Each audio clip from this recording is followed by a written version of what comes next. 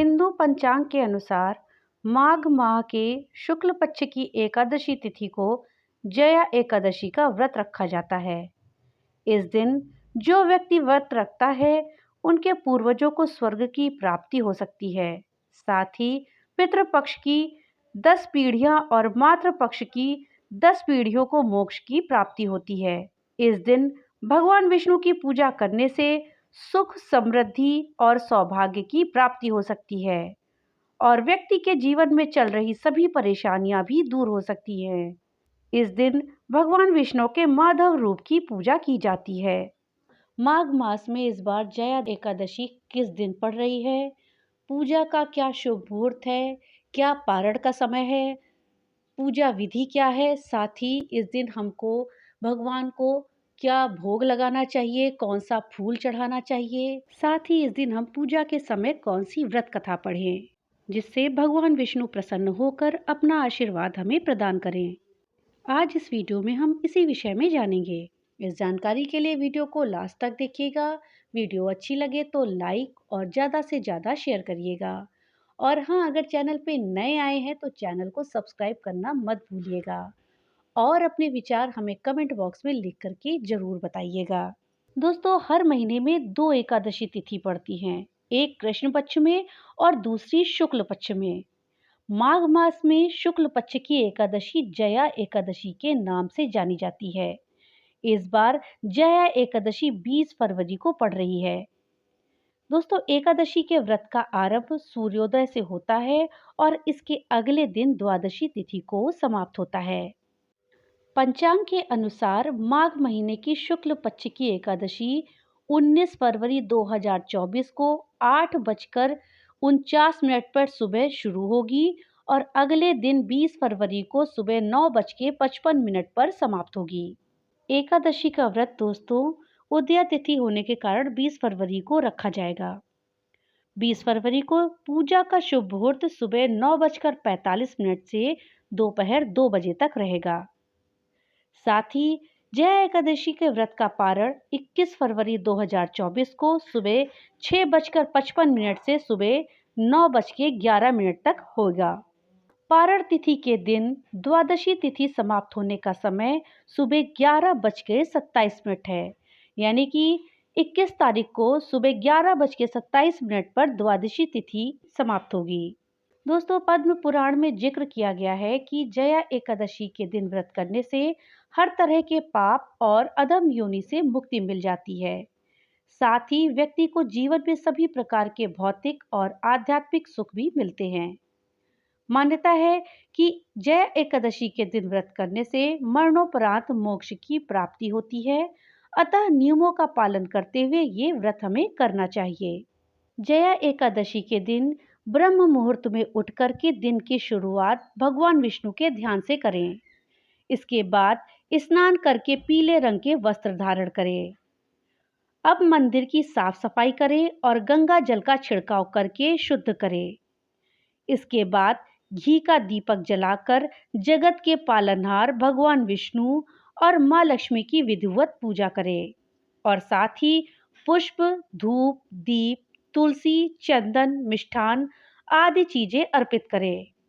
इसके बाद भगवान विष्णु के स्तोत्र का पाठ करें और व्रत कथा पढ़ें। अंत में भगवान विष्णु की आरती करके भोग लगाएं। इसके पश्चात लोगों में प्रसाद का वितरण करें। इस दिन हमें कौन सी कथा पढ़नी चाहिए, चलिए जानते हैं। एक समय की बात है जब चिरकाल में स्वर्ग में स्थित नंदन वन में एक उत्सव का आयोजन किया जा रहा था। इस उत्सव में स्वर्ग के सभी देवगण, सिद्धगण और मुनि आदि उपस्थित हुए थे। इस समय नृत्य और गायन चल रहे थे जो गंधर्व और गंधर्व कन्याओं द्वारा किया जा रहा था। इसी समूह में एक नृतिका पुष्यवती की दृष्टि गंधर्व माल्यवान पर पड़ गई और वो उसके यौवन पर मोहित हो गई और अमर्यादित ढंग से नृत्य करने लगी। इस चलते माल्यवान ने बेसुरा गाना गाना शुरू कर दिया। इस घटना को देख सुन सभी क्रोधित होने लगे। स्वर्ग नरेश इंद्रदेव ने क्रोधित होकर दोनों को स्वर्ग लोक से निष्कासित कर दिया।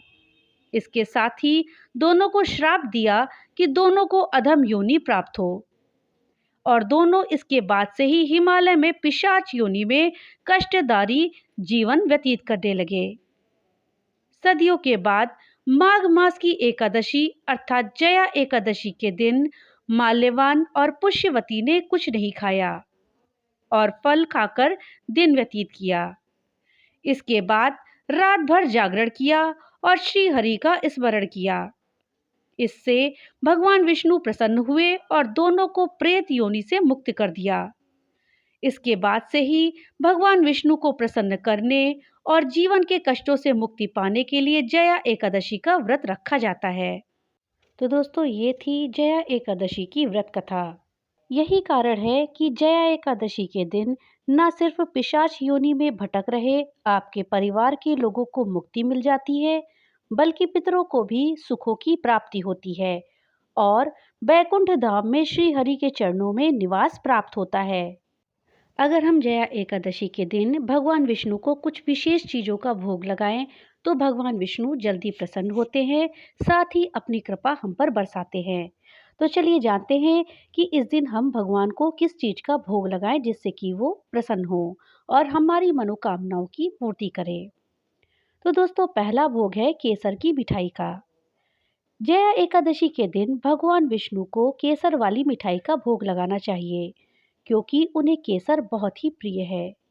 ऐसी मान्यता है कि इसका भोग लगाने से व्यक्ति की सभी मनोकामनाएं पूरी हो सकती हैं और सभी परेशानियों से छुटकारा मिल सकता है।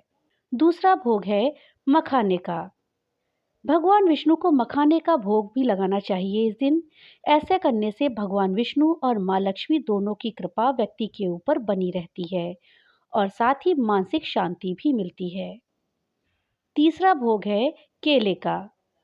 जी हाँ दोस्तों, भगवान विष्णु को केला बहुत प्रिय है, इसलिए उन्हें केले का भोग अवश्य लगाएं। इससे उनकी कृपा आपके ऊपर हमेशा बनी रहती है और गुरु दोष से भी छुटकारा मिलता है।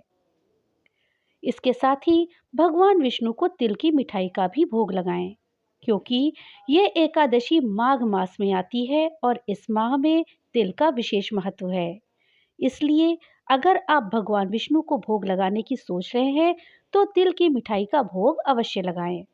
भगवान विष्णु को पंजीरी का भोग भी बहुत प्रिय है, इसलिए पंजीरी का भोग भी इस दिन आप अवश्य लगाएं और उसके बाद सभी को प्रसाद के रूप में पंजीरी वितरित करें, जिससे आपकी सभी मनोकामनाएं पूरी होंगी। ऐसी मान्यता है कि पंजीरी का भोग लगाने से श्री हरि विष्णु की कृपा आप पर बनी रहती है। दोस्तों, एक बात का विशेष ध्यान रखें, आप किसी भी चीज का भोग भगवान विष्णु को लगाएं, उसमें आप तुलसी दल जरूर सम्मिलित करें, क्योंकि बिना तुलसी दल के भगवान विष्णु भोग नहीं लेते हैं। तो दोस्तों, ये थे भोग की बात।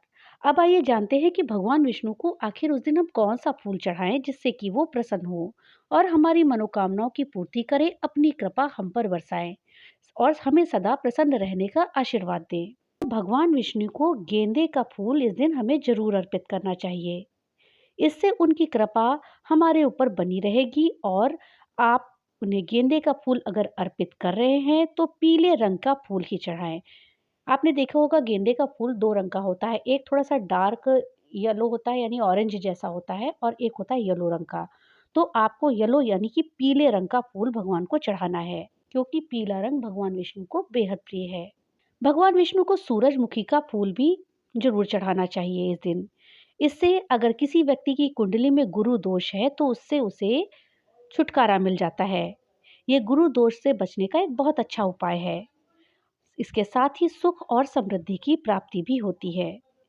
इसलिए जया एकादशी के दिन सूरजमुखी का फूल अर्पित किया जा सकता है भगवान को। दोस्तों, भगवान विष्णु को अशोक का फूल भी चढ़ा सकते हैं। इससे व्यक्ति को सभी प्रकार की समस्याओं से छुटकारा मिलेगा और साथ ही सभी कार्यों में सफलता मिलेगी। व्यक्ति कोई भी कार्य अगर करने जा रहा है तो उसको अवश्य ही उसमें सफलता प्राप्त होगी। दोस्तों, आप अगर बहुत मेहनत करते हैं उसके बाद भी आपको सफलता नहीं मिलती है तो आप जया एकादशी के दिन भगवान विष्णु को कदम का फूल चढ़ाएं। कदम का फूल चढ़ाने से आपको अवश्य ही लाभ मिलेगा। आप कोई भी कार्य करेंगे उसमें आपको सफलता अवश्य मिलेगी। इसके साथ ही भगवान विष्णु को कमल का फूल भी बहुत प्रिय है, क्योंकि कमल का फूल माता लक्ष्मी का प्रिय होता है, इसलिए भगवान विष्णु को भी वो अत्यंत प्रिय है।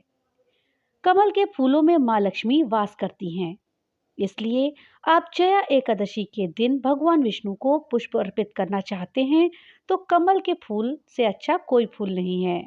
आप कमल का फूल इस दिन भगवान विष्णु को अर्पित करें। ऐसा करने से आपकी मनोकामनाएं पूरी होंगी।